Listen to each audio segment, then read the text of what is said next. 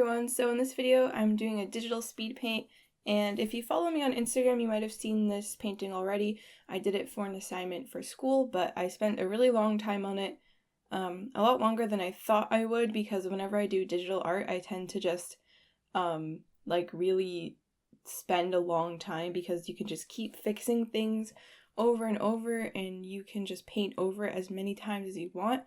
That's the thing I love about digital art, is it's very forgiving. You can always fix mistakes.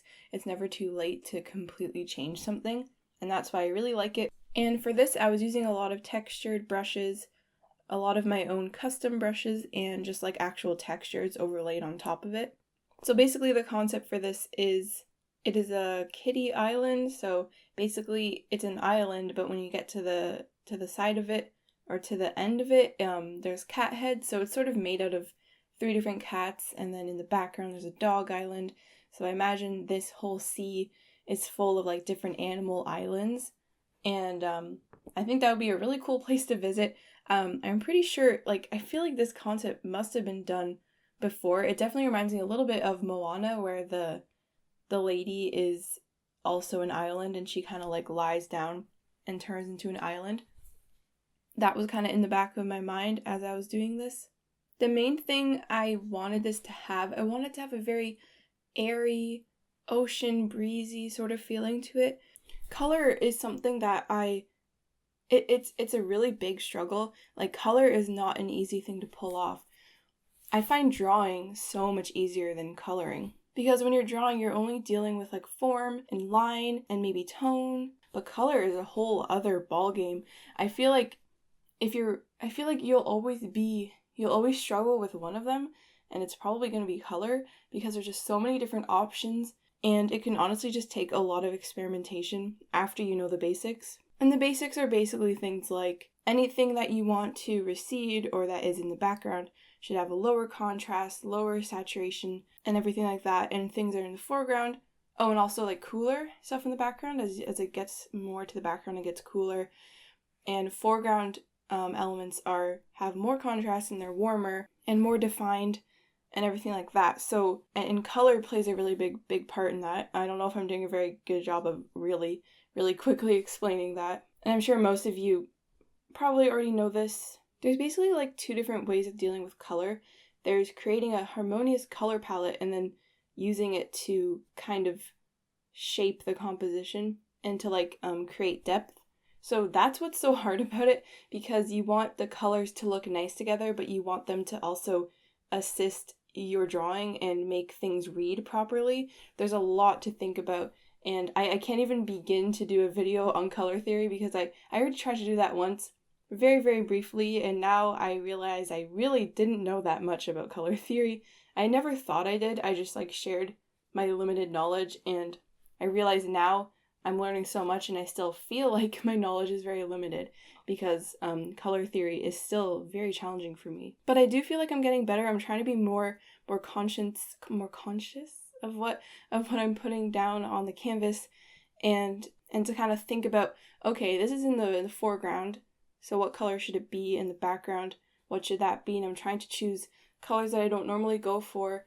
Like, you know how there's complementary, and there's analogous colors, and there's split complementary and triadic color palettes. There's all these basic color theory, and you can learn all those little tips and tricks, but you can't fully understand color until you've done it so many times, and you really pay attention, and you just practice and study from photos. I guess it's quite hard to do. It can also be a lot of fun if it works out, and I think with this one it worked out. It might be a little more green than I was going for, but I kind of like that it has that sort of lush atmosphere to it. The colors turned out different from what I expected, but I do like the way they turned out. It was a lot of fun painting in the little blades of grass. It probably took me too long because I had a lot of 3 different cat faces, and then the dogs, and the water. I kept changing how I wanted to paint the water. And one of the brushes I use that I really like is my noise brush. This is a really easy brush to make if you want one of your own. I just took a paintbrush, or you can use a toothbrush, and you splatter some black paint onto paper.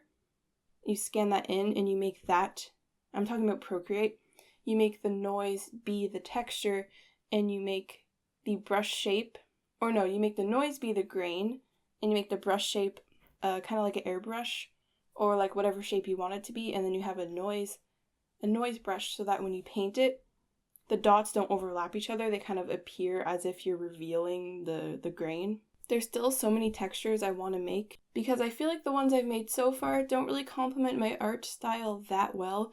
Like I have crumpled paper that I probably won't really use for much. The kind of texture I really like to add is the texture that comes from brushstrokes because I feel like I'm kind of controlling it more. I think it was 2 weeks ago where I'm just explaining how I make my custom brushes. I use a lot of gouache because I really like the texture it has. It's kind of thick, so it dry brushes really easily, and it can create really nice texture, especially if your paper is textured as well. I think another thing that's important to note with this painting is it took me a really long time to decide on a concept, first of all, and I went through a bunch of different compositions, or I had one to begin with, and it just was kind of like really awkward to look at, so I changed it completely and zoomed it out and added another cat, added a dog island, and made it clear that it was on water. Because you might see in the beginning in my original one, it was just a bunch of cat heads kind of floating, and the place they were like sitting in was kind of ambiguous, and the composition was really awkward. And I feel like I could have been more creative with the composition. It's just like a zoomed out shot of the islands.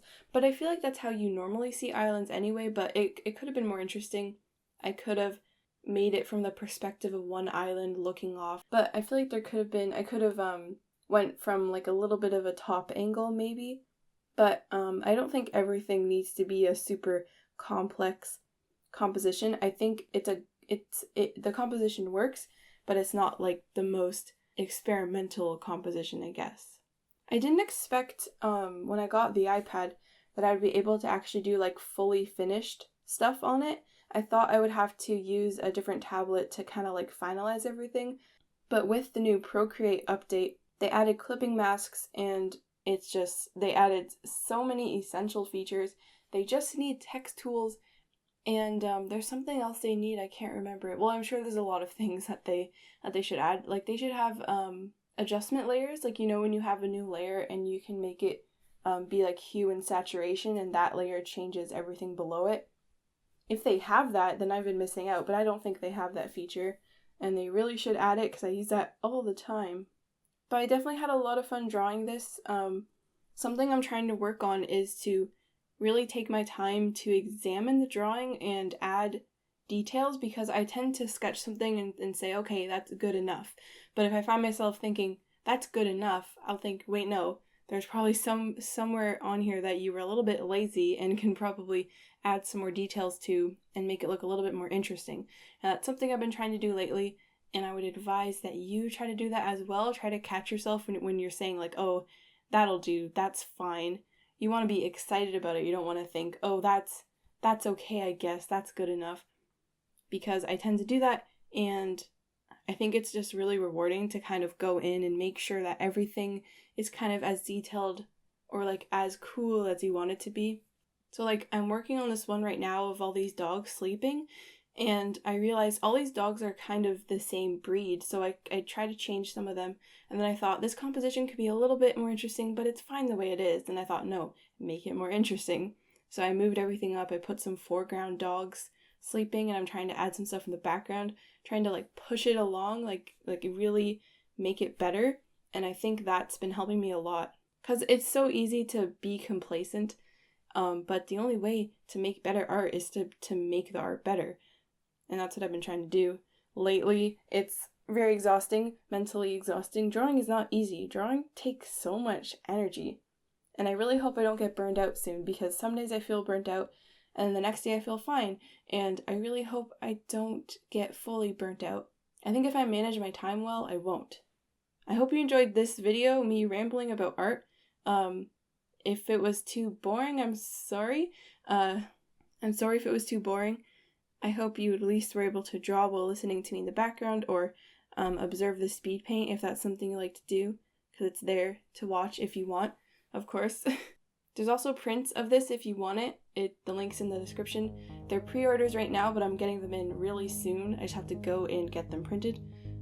and then once I do that, they won't be pre-order anymore, but they will ship this week if you order some. So thanks so much for watching. I really hope you enjoyed it, and I'll see you in my next video.